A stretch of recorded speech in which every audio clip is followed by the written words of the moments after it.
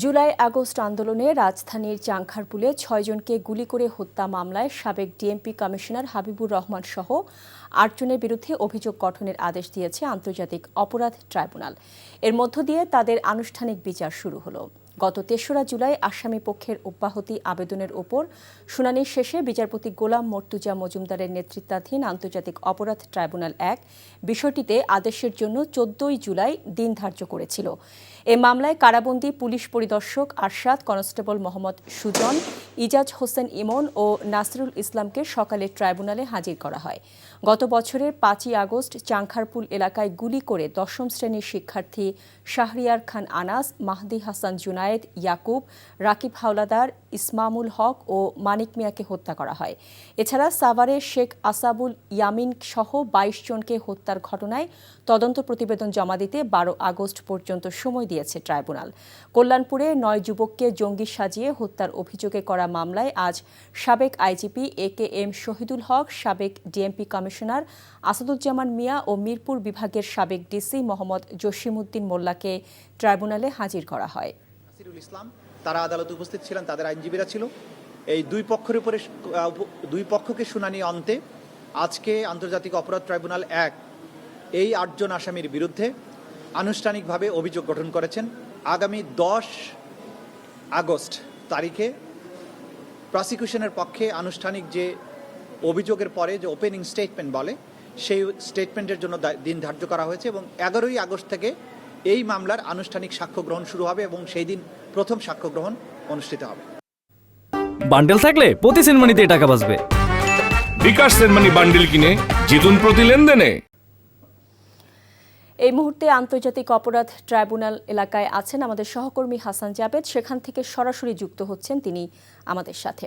Jabed, tribunal আদেশে আর কি বলেছে?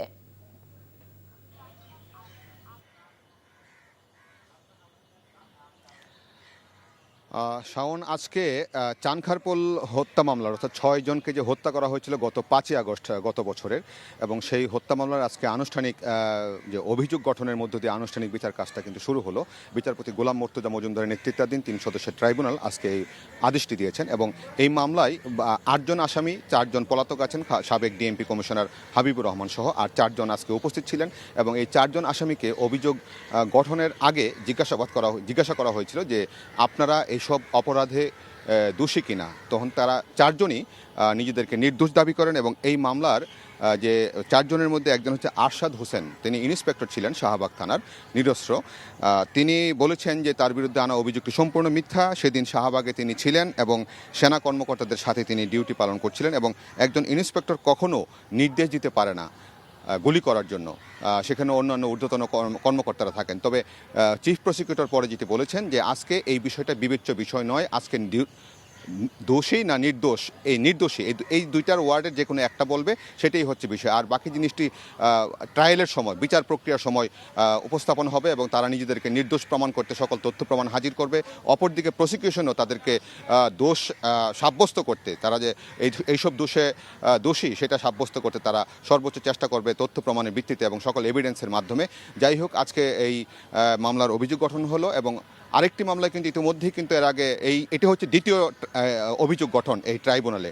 এর আগে শেখ হাসিনা সহ 3 জনের বিরুদ্ধে অভিযোগ গঠন করে প্রথম বিচার কাজ শুরুর জন্য নির্দেশ দিয়েছিলেন এবং এই মামলায়, আজকের যে মামলায় আগামী 10ই আগস্ট সূচনা বক্তব্য উপস্থাপন এবং 11ই আগস্ট সাক্ষ্য গ্রহণের জন্য দিন ধার্য রেখেছেন। এবং আজকে আরেকটি মামলার বিষয় যদি জানাই, সেটা হচ্ছে যে গুমের ঘটনায়, এই গুমের ঘটনায় শেখ হাসিনা সহ 11 জন আসামি মানে অভিযুক্ত এবং তাদের মধ্যে একজন গ্রেফতার আছেন সাবেক সেনা কর্মকর্তা জিয়াউল আহসান। তো এই অভিযোগের তদন্ত করতে আজকে ট্রাইব্যুনালে একটি আবেদন করেছিল প্রসিকিউশন। সেটি হচ্ছে নারায়ণগঞ্জে 7 খুন মামলার সাজাপ্রাপ্ত, দণ্ডপ্রাপ্ত, তারা মৃত্যুদণ্ড সাজাপ্রাপ্ত আসামি, যেমন সাবেক lieutenant commander Masud Rana, lieutenant colonel Tarek Sayeed এবং মেজর সাবেক আরিফ হোসেন, তারা কিন্তু কন্ডেম সেলে আছে।